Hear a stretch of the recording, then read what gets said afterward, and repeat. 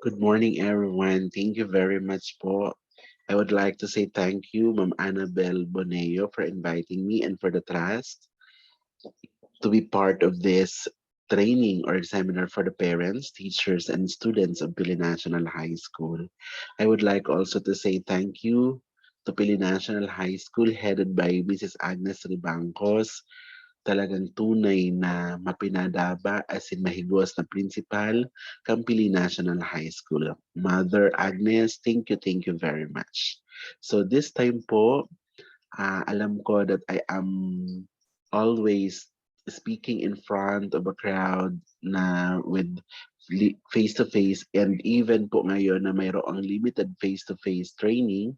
Pero for now, hindi muna na makakasama ko kayo kasi for some reasons. So I know naman na makakasama ko niyo ako kahit ganitong paraan that I am having virtual session with you. So I will try my best na maibigay ko sa inyo yung pinaka topic and pinaka content ng aking discussion. So for this topic, parent-teacher partnership, the building the future in the new normal. So it's more on if we are talking about building new a future in the new normal, it is now yung career and which is yun nga ang pinaka obheto ng school ang matulungan kayo sa career development. So let us now start, my dear friends, my dear teachers and our dear teachers and parents of Pili National High School. So, take a look on this picture po. Anong napansin nyo? So, 'di ba? There is a movie or a video clip for this na when parents suddenly become teachers. So this time, especially this time of pandemic, nabigla po tayong lahat na talagang napatunayan na there is a big role ang mga teachers sa education ng mga bata. So, sad to say na hindi tayo nagkaroon ng face-to-face. Sad to say na hindi tayo pinayagan na magkaroon ng face-to-face dahil nga sa pandemyang nararanasan natin. And according to our DepEd Secretary, education must continue. Kung nakikita nyo ngayon sa picture, when parents suddenly become teachers, di ba? Matatawa ka na lang. Iba-iba na reaksyon na dahil po sa pandemic, malaki na ngayon ang role ng isang magulang sa kanilang anak, 'di ba? So, ano yung naramdaman niyo? Marami kaming natanggap na mensahe. The first week of school na nag-open noong October, there is a big challenge na kung papaano talaga maturuan yung mga bata na walang face-to-face. And malaking hamon din ito sa mga magulang on how they will help as support, as learning facilitators, as home partners. Let me emphasize that, my dear friends. Ang mga magulang ngayon, ang mga kamag-anak ng mga bata ay tinatawag nating home partners. So, papaano din sa career development? Anong role ng mga parents and teachers? And ano ba yung pinaka malaking challenge? There is a big challenge that when parents suddenly become teachers and for almost 1 year na, pa 1 year na naman tayo sa October, na nakita natin na may malaking challenge for the parents and teachers. My dear parents, kami po sa Department of Education, we wanted to have face-to-face interaction. Kaso nga lang, wala po tayong magagawa because we follow the ATF protocols. Yun lang, ano? Yun lang, wala tayong ibang magagawa kundi sumunod na lang po. So, and take a look on this picture also. Yung parents in February 2020, kung makikita nyo, there is a big difference na walang graduation. Malapit na yung ano po, yung early registration, malapit na yung ano, wala na naganap. So nagkaroon tayo ng online enrollment, remote enrollment, and everything na ginawa ng school para lang magkaroon ng ng mga estudyante and ma-encourage yung mga parents with this. 'Di ba? Noong February 2020, malapit na i-announce ang lockdown all throughout the Philippines. And nung makita natin yung May is ganito din yung sitwasyon. Nagkakaroon na ng pila ang mga teachers at ang mga parents in remote enrollment. So, ano ba yung pinaka-meaning ng partnership? I will focus more on since the role of parents and teachers in career development, especially during the time of pandemic. So there is what we call partnership. So kailangan magtutulungan, kailangan there is a help coming from the teachers and support coming from the parents. So as we know, partnership is an arrangement where parties known as business partners agree to cooperate to advance their mutual interest. So saludo po ako ngayon sa mga magulang, saludo po ako ngayon sa mga stakeholders that they are giving their full cooperation for the betterment of our school children. Ginagawa natin po ito not only for us, but we are doing this for our children because they really need us today. They really need the school and home during this time of pandemic. So, let me emphasize this, my dear parents. Alam naman natin that parents are primary educators and teachers are secondary, 'di ba? Maraming kasabihan ang nagsusupport nito that parents are primary educators. Ano sabi? That education is started at home. Learning is started at home. Nagsisimula na matuto ang mga bata sa bahay.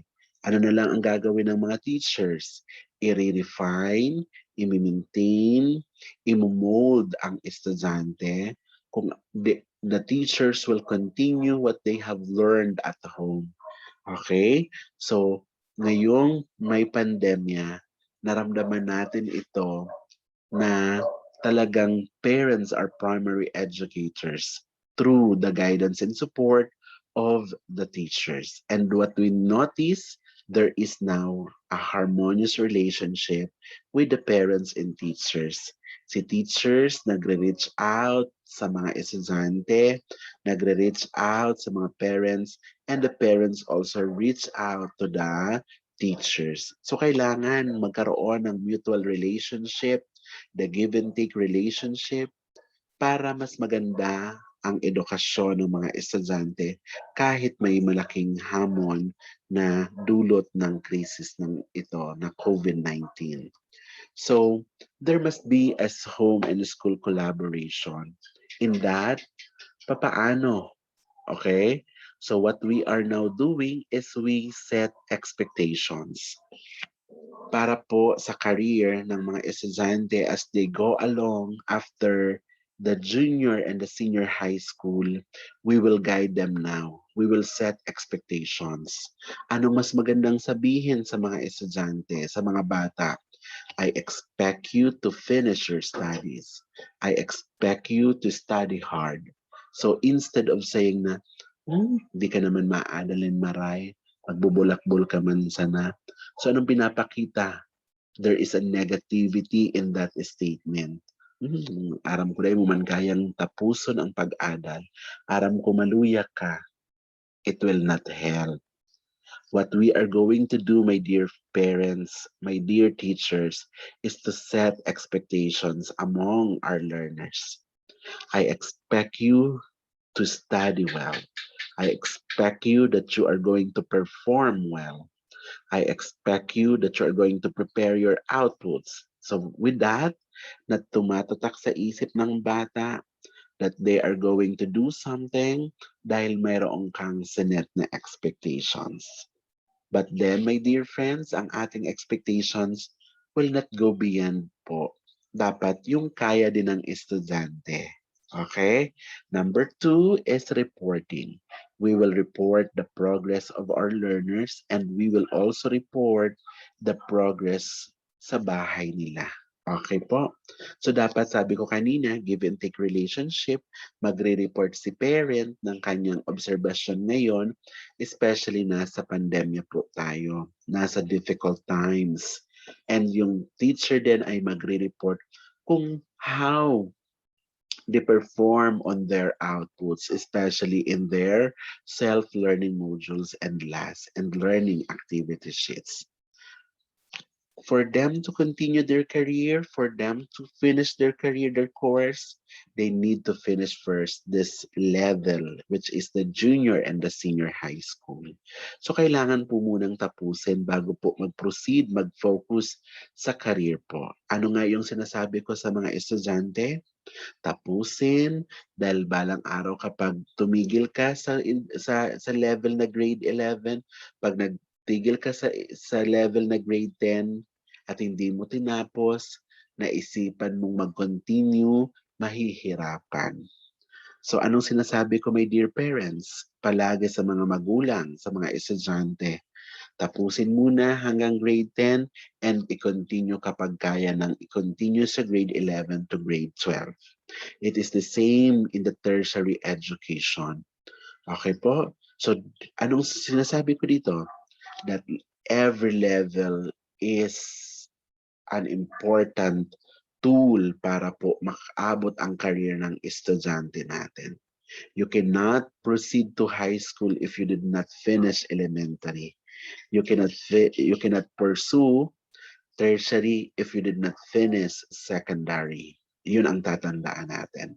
Always in the name of career development. How do we sing? We must communicate. The most important is communication. You talk to the parents, you talk to the learners, and the parents also talk to their kids, to their learners, and yung magulang din ay magkakausap sa mga teachers. Okay. So, anong pinapakita? With this, it must be what we called shared responsibility. So, sharing of responsibility. You shared your responsibility to the teachers and binabahagi mo din ang responsibilidad sa mga magulang. And always remember that parents are primary educators and teachers are secondary. So, what are the three C's na tatandaan natin sa career development? Para po sa panahon ngayon, we must have collaboration. We must help each other. We must cooperate po. Para maabot ng bata ang kanilang inaasam, we must collaborate. We must cooperate. We cannot stand alone, my dear friends.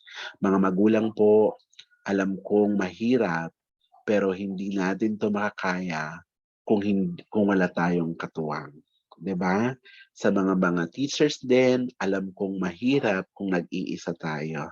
Me, sa sarili ko, I accept the fact na it's difficult to guide the learners without the help, without the assistance of my fellow teachers, and without the assistance of the parents. Number two, we must be consistent. There must be consistency. Ano yung palaging ginagawang maganda? Ano yung palaging ginagawang nakakatulong? Keep it up. Continue doing that. And I know na kapag if you continue doing that, it will help in the end of the journey in career development. If you are consistent, talagang alam ko na maaabot hanggang sa dulo. And pinaka-importante is communication. There must be, kung kalimutan muna natin sa career development, may career development or wala, communication is very important. At home, di ba? Did you imagine yourself, mga dear parents, kung wala kayong usap-usap, di kayo nakapagsasalita, di mo man lamang naisipan na yayain si asawa, yayain si anak na magkwentuhan kayo, di ba? Boring ang buhay. Life is boring without communication. At in school, we really need communication also. Diba? So, tandaan yung three C's, collaboration, consistency, and communication. So parents are primary educators. For the teachers, for the parents, we provide informal education. Anong nakatatak sa isip natin mga magulang? Na ang mga estudyante natin natututo kahit wala po sa loob ng classrooms. 'Di ba? So through our assistance, through our help, they learned. Mm. Ang true education naman, it's not only achieved in the four corners of the classroom. Nakukuha din ito sa everywhere. Nakukuha din ito sa labas ng apat na kanto ng ating classrooms. And that, pinaka-importante, these are the skills and interest na will help our learners to achieve their goals, to achieve their career, para to finish their career also. So sa mga teachers, we support formal and structured education. We follow the curriculum for them to finish. No? We follow the mandates of the Department of Education. We follow the mandates of the Commission on Higher Education para maabot at marating nila kung ano ang kanilang pinapangarap, kung ano ang kanilang pangarap. So that is parents as primary educators, we will help to carry out the educational objectives. Tandaan, my dear parents, katuwang po tayo na maubos at matapos ang educational objectives. Bakit ka gumigising? Bakit ka nagtatrabaho? Bakit ka gumagawa ng iba-ibang gawain? Because of your objectives. We do that for some reasons. Same thing with our learners, same thing with our kids, help them to carry out the educational objectives. Bakit kailangan natin mapatapos sila ng pag-aaral? And we must strive hard to obtain elementary, secondary, and tertiary. Sa malalim na Bicol, naglalapigot po kita para sa satong mga aki. 'Di ba? Otorhon ko, naglalapigot kita para mapatapos ang akita sa elementarya, sekundarya, asin hanggang sa kolehiyo. I salute all the parents doing this. No? Saludo po ako sa inyo because you did very well. And it's not only for you, but for your learners. Ang lahat ng ito ay para sa inyong mga anak. Parents shall cooperate with the school. So always remember this, my dear friends. Dapat we must cooperate with the school. So yan. Ano ba yung kinakailangan ng mga ng bata sa school? Ano ba yung kailangan ng paaralan para rin makatulong? If you have something, so contribute, share, no? It's not about monetary. It's about your support. It's about your ideas, your thoughts, apo, na makakatulong din sa school. So another one is, so yan ang tatandaan po, my dear parents. So for teachers as secondary educators, provide formal and structured education. That is the only thing that we are doing also para makatulong sa mga bata na ma-develop sila to to advance in education, to continue and to achieve their careers. So we are preparing materials to assess the skills. And alam ko naman ito, na ginagawa ito ng mga Pili National High School teachers para ma-assess ang mga skills, and because meron tayong tinatawag na skills inventory test, skills inventory assessment na makakatulong sa mga bata na ma-identify ang kanilang magiging career in the future, ang magiging nilang course in the future. We also ensure that learners learn concept based on their needs and interests. We are doing something. We prepare activities suited to their level. We are preparing learning activity sheets suited on their skills and their capabilities, di ba po? And we assess learners to assess their skills also. We discover something. Hindi lang po sila ang natututo sa atin. They learned also, I will learn also from them. 'Di ba? So aminin natin ang katotohanan na ang mga teachers din ay natututo sa mga batang ito. Guide students to choose the right career for them. So always remember po, never down a learner, never degrade. Ano po? So we will guide them to choose the right career for them. Yan ang tatandaan natin, no? Inspire, motivate, na para po sila ay ganahan, lakasan ang kanilang loob to continue their education. Then, in school, teachers must guide learners to follow rules and regulations of the school. For them to finish, for them to be good and productive, let us guide them to follow the rules and regulations in the school. And sa bahay mga magulang, parents must guide them to their routines para po matapos ang kanilang pag-aaral, especially sa ngayong pandemya, let us guide them po. Even po na nasa bahay sila, make them busy as if they are in school. No? So, para po ma-achieve ang kanilang career, ma-abot ang kanilang inaasam, guide them po. Huwag nating hahayaan na, na di man lamang natin mabigyan ng oras para kumustahin ang ating mga estudyante. Mga magulang, 30 to 45 minutes is a big deal. It's a big thing for our learners. Huwag nating ipagkait. Huwag natin itong hayaan na hindi nila makuha. Okay po? So, yan ang tatandaan natin. So, teacher's role is we will teach, assess, and provide. I will repeat, teach, assess, and provide. Ano yung ituturo natin? We are preparing learning resources based on the needs of the learners. Yan. So ngayon, it's a big also thing na maraming mga teachers ang gumagawa ng mga learning activity sheets na batay sa pangangailangan ng mga estudyante. And based on the educational objectives. Teach students proper behavior based on their interest. So sayang ano, mga fellow teachers na wala tayong face-to-face, hindi natin to maano yung behavior ng mga estudyante. So kanino ngayon ang nakafocus masyado ang behavior? Sa mga magulang. Okay? Because most of the time, during the time of pandemic, kahit nga walang pandemic, most of the time, the learners are at home. Diba? Make oneself available for consultation. Huwag magtataray.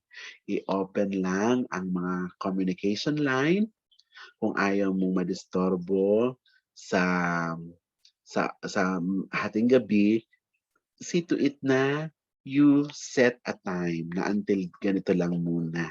Basta as long as, for example, ako, yeah, I explain to the parents na from 8 to 5, if you have questions, I am in my Android phone, in my smartphones.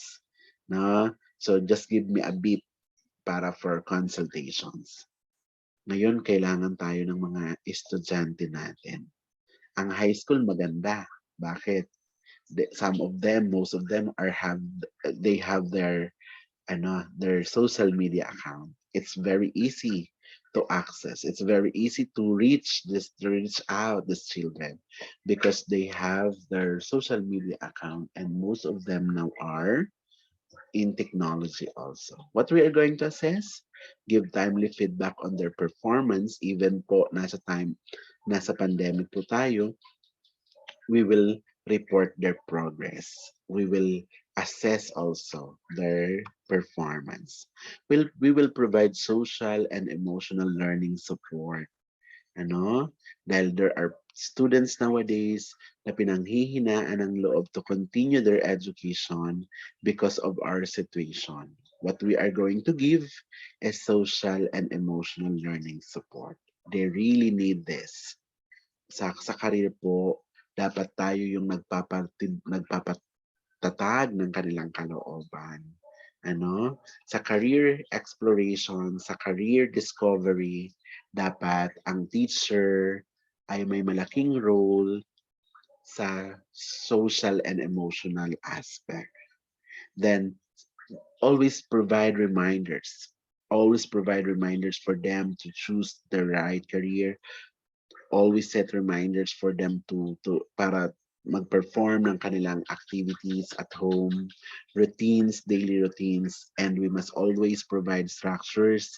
Yan. The most important sa career development is inspiration and moral support. Through what?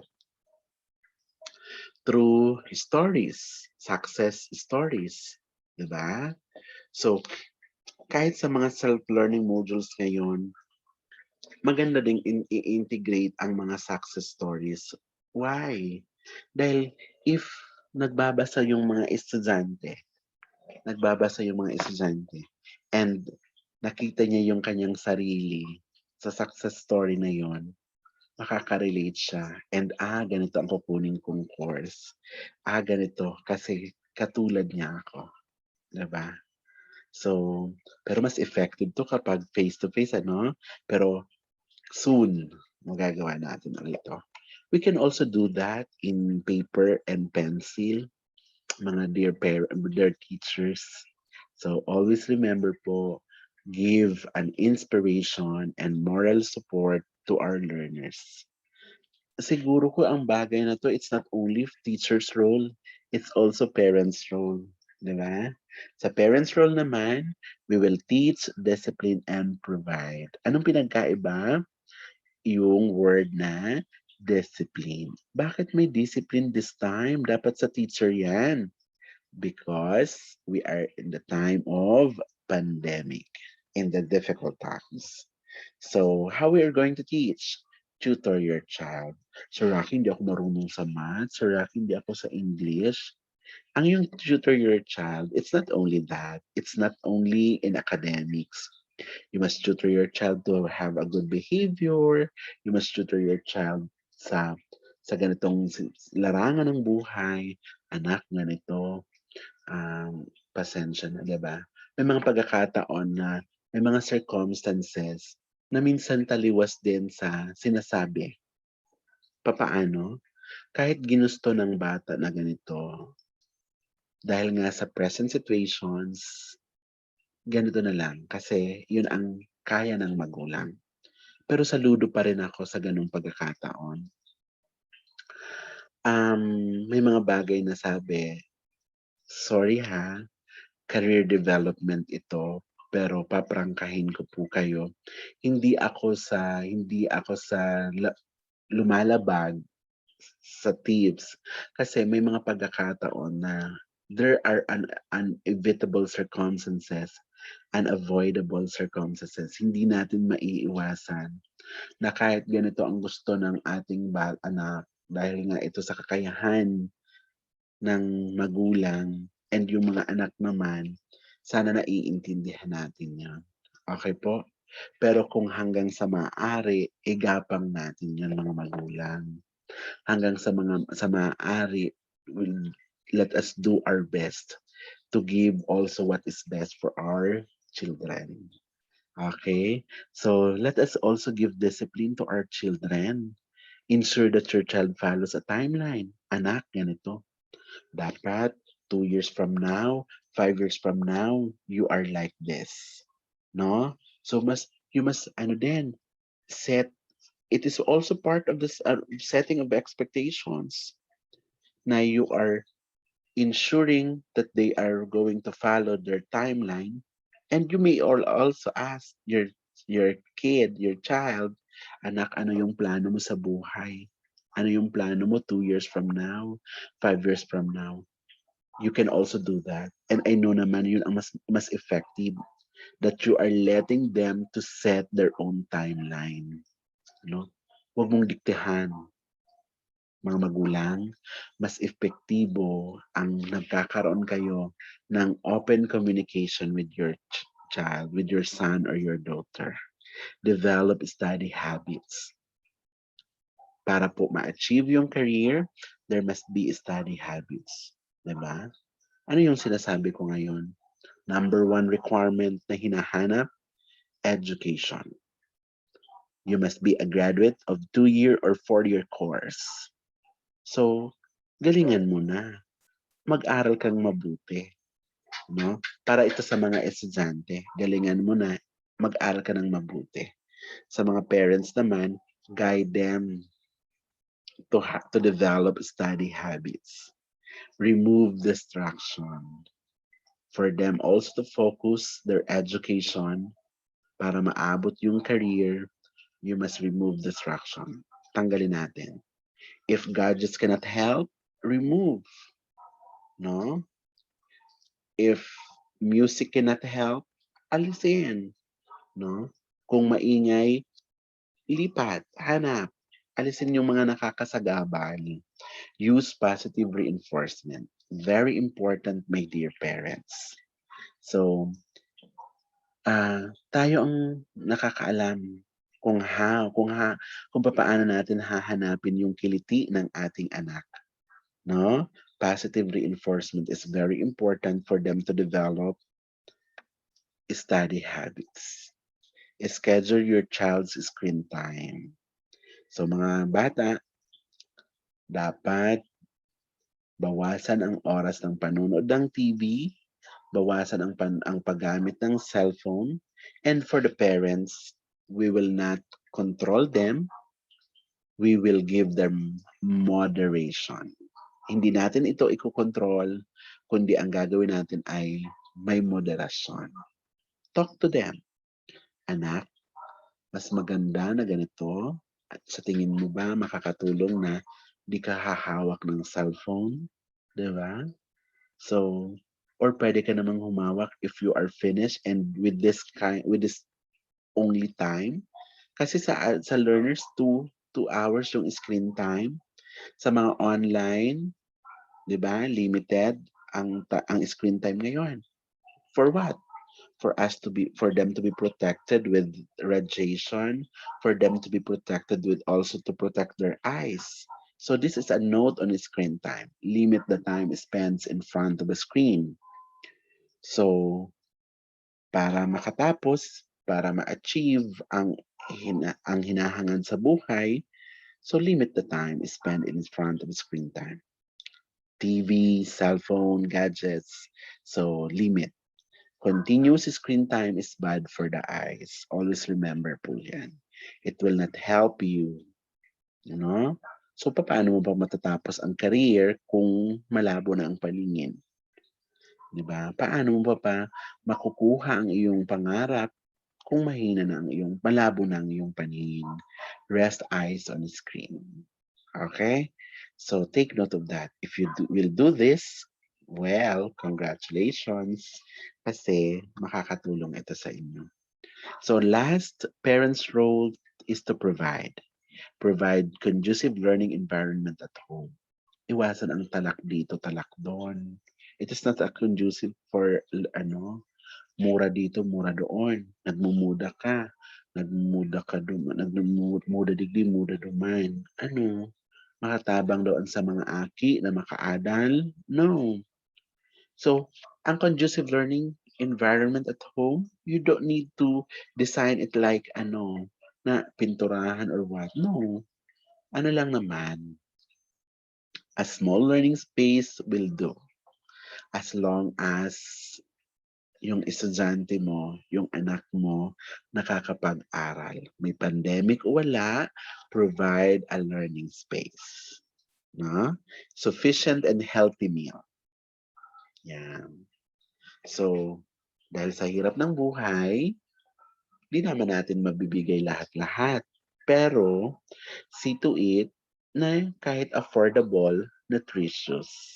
Pwede ang linagang kamote, pinakrongting kahoy, basa-basa, na sinasaing kamote. Masiramon po iyan. Connect with your children. Ano sinabi ko kanina? 30 to 45 minutes na nagkukumusta ka sa anak mo, nangungumusta ka sa children, it's a big thing for them. It's a best gift for them. Invest learning devices. Take note of this, my dear parents. Hindi ko sinasabi na obligado kayong bilhan sila ng gadget. Obligado kayong bilhan sila ng gamit. Hindi. Kung kaya lang naman. I am not saying ura-urada, no. You can provide it if you have the capability to provide gadget. Kasi sa ngayon, sa new normal, important din. Sa mga estudyante naman, ang tatandaan, hindi lahat. Kung walang-wala namang pera ang iyong magulang, why ask? Don't do that. Wait for your time. Or also, do something. You can save money. You can help earning. No? Then positive reinforcement is very important for them to develop kasi yung state of the mind is very important. Kapag nakaset sa utak, negatibo, it will not help to achieve your goals. Okay? So manage your expectations, my dear parents and teachers. Every day routine will change.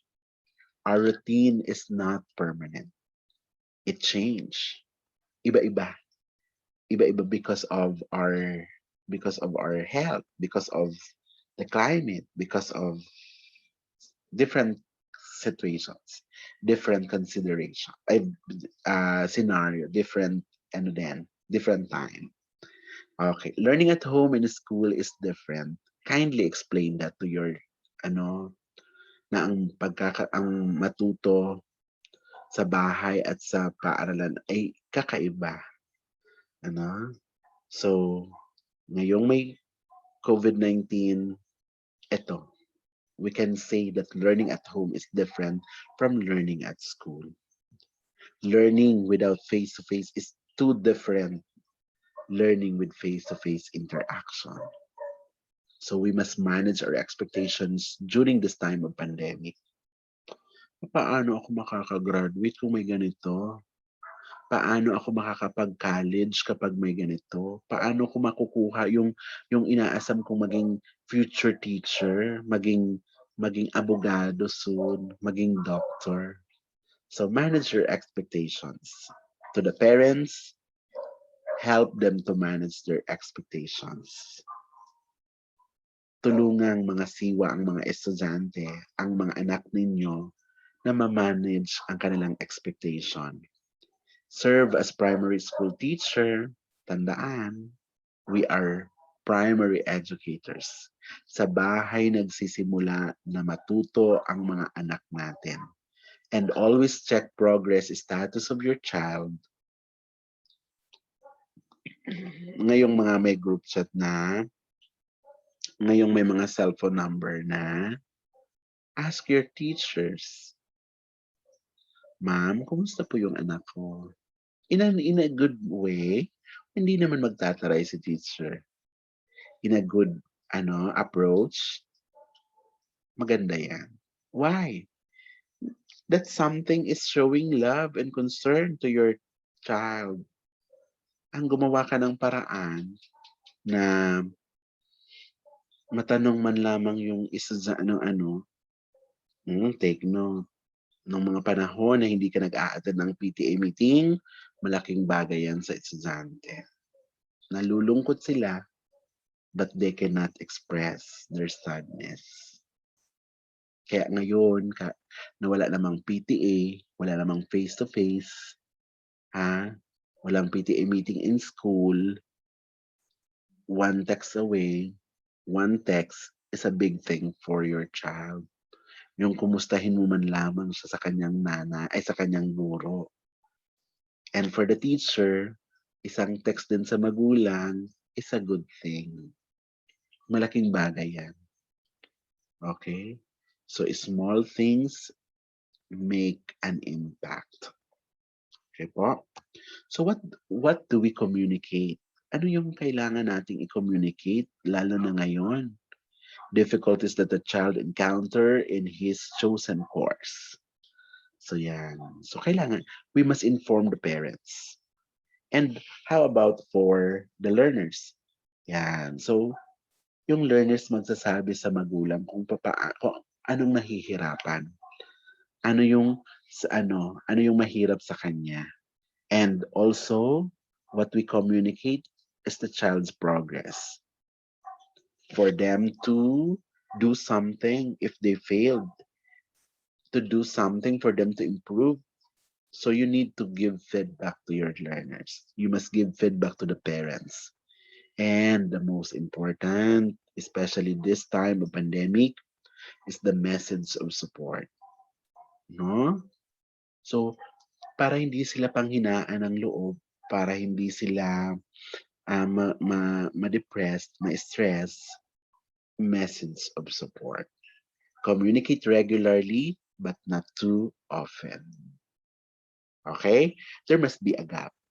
There must be also, again, tandaan din po mga parents na hindi sa lahat ng oras maa-accommodate ni teacher. Then si teacher naman, hindi sa lahat ng oras ay agad-agad na ma-reach out yung estudyante. So, give and take relationship. Huwag magagalit kung hindi agad makapag-reply. Maybe walang load si mama, walang load yung estudyante. Pero yung magulang din, kapag nag-request sa teacher, huwag agad-agad na magagalit kung hindi pa nagre-reply si teachers. There are so many reasons, underlying reasons why it happened. So try to understand. So for career exploration, to sum up, know yourself. For the learners, know yourself. For the parents, help the learners to discover their skills, their strengths and weaknesses. For the teachers, same thing with the parents. Help the students to discover, no? To discover themselves. And number two is to know the opportunities. Sa ganitong skills, what is best opportunity that awaits for me? Yun. Okay, yun po. And connect both. Mag-uusap si teacher, mag-uusap si parents. To connect, there must be always connection, no? And lastly is to make a decision based on the agreement, based on the communication, ano? So make a decision, ito na ang course na kukunin ko because I discovered something in myself. So, Peter, mas nakikita kong ganito ang maganda para sa'yo dahil ito yung skills, paki-check. No? So, hindi ka nagmamandate, hindi ka nagmamando. You are just suggesting. Ano po? So, the role of the teachers in career guidance is to link the two subjects. So, what particular major that you are handling, you must always link it to the subjects for them to have an idea. Ah, so, pwede mo ding i-integrate ang career sa lesson. Always link it to the subjects para magka-idea naman yung learners mo. Ah, sometimes we are giving our personal stories. Pwede naman yun, no? Para naman makarelate sila. Then community resources also.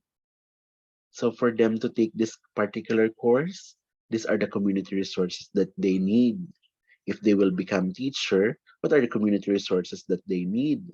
For them to be a doctor, these are the community resources. So you are going to orient them, the particular community resources that they can use as they go along with the process. Head Start. So it will always start with a goal. It is always started with a dream, diba? And the most important is sa teachers, di ba yung mga paraan ng mga pagpakonsensa sa estudyante? Ano touch the heart of the learners. You must tap them. You must always talk straight from the heart. No? Link also to the parents, very important. If you have seen something na hindi maganda na makakatulong sa career ng estudyanteng ito, always link to the parents. In a nice way, in a nice approach, di naman magagalit sila. Okay? So for teachers, always link to the parents. Hindi makakatulong si last resort na lang. Hindi makakatulong yung katabi mo sa faculty room, no? Last resort. Saka mo lang kakausapin yung ibang teachers about this child. Always link it directly to the parents. Employable skills. We must give something to develop their employable skills. So for them to be ready, employability ready, we must give something to develop their skills. And most important is build a support system. Know the resources. Sabi nga dyan sa number 2. Alamin mo dapat na sa ganitong skills, dito ka nababagay sa community ito. Sa ganitong skills, ito ang para sa'yo. No? And for the support system is, you're going to offer help. You are going to offer assistance to your learners. Yan. So the role of parents in career guidance, hindi lang si teacher ang may role. Ang may role, to sum up, for the parents, you must be involved. Dapat kasama ka ng anak for them to achieve their career, for them to achieve their dream, you must be involved. Huwag mong pasuluhin yung anak. Ano po? So do something. Iparamdam sa anak na nandyan ka sa kanila. And you must always give insights and ideas. So, sana sa mga magulang na narito, you have a good relationship with your children. No? So, also inspect. What does it mean? Yung inspect dito. You're always checking. Chine-check mo din sila. Patingin if you are doing good, if you are doing great, pa-check ng bag mo, no? Yan. So inspect if they are performing, inspect if they are doing their activities, any talents. So discover the best among your learners, among your kids, developing the best in them, developing also yourself as a parent and developing others among your children. So, yung any talents ng mga bata ang importante. Ay anak, nakita ko magaling kang kumanta. Enroll in this course. Anak, nakita ko magaling kang magsayaw. Kunin mo ang BPE, Bachelor in Physical Education. Ayan. Anong ideya mo? Anak, ganito yung mga gusto dito. Ayan. Ay anak, magaling kang magsalita, katulad ni Sir Rocky. So, pwede kang maging teacher. No? So, focus parents, kung halimbawa kaya lang naman, kaya namang suportahan yung anak, so focus on the innate talents. So, pakiusap ko uli ha, sa mga anak na di makapagpatuloy ng pag-aaral sa gusto niyong kurso, may mga pagkakataon talaga na hindi natin maiiwasan. What we really need is support from each other, to support, for them to pursue their dreams, to pursue their din. Okay? So, always remember po, choose a job you love and will never have to work for a day of your life. Okay, basta mahal ka ng trabaho, mahal ka din ng trabaho. So, I really love my work and that's why work loves me. Di ba ang ganda? No? So, mahalin mo kung anong trabaho meron ka. So, to end, what are the steps to take? Start early. Junior high school pa lang siya, elementary pa lang siya, expose them. Pag college din, start early. For them to develop their skills, for them to develop their abilities. So, maaga pa lang ng iyong anak, sa maagang edad, sa murang edad, try to develop something na.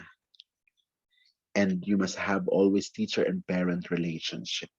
They go hand in hand, no? The teacher and the parents must have a harmonious relationship. Huwag mo nga awayin si teacher. Si teacher naman, huwag mo namang awayin si parent. Magkaroon kayo ng magandang relasyon. Ano? And understand the trend. What is trend now? Ano yung hit? You must understand the trend na mahirap maghanap ng trabaho. Understand the trend na mahirap magkapag-aral. Understand the trend na, ngayon is more on the technology. Okay, so I am going to get this dahil doon nababagay naman yung skills ko. Huwag mong sabihin na, ganito ang itsura mo, kaya ganito ang kunin mong course. It's not about the physical appearance. It's about your abilities. Let the student explore. So yun. So sa mga teachers, consider their multiple intelligences. For the parents, ang sinasabi ditong explore, yung wag mong pakakawalan. Hindi. Ah, ay pakakawalan mo sila because you wanted to explore them, ay to explore something. It's not. Yung let the student explore here is tulungan mo silang makapag-decide and mag-discover ang kanilang sarili. To discover their personal skills, personal identity also. Okay? So, thank you so much, my dear parents of Pili National High School. Sayang, wala po ako dyan sa harapan ninyo. Pero I'm so happy to be part of this training. Thank you very much. Hoping na makatulong ito sa inyo na maging guide in choosing the career for your children. So let us prepare our learners for career life. Ano po? So with that, again, thank you very much and God bless everyone. See you po soon. Ano po? So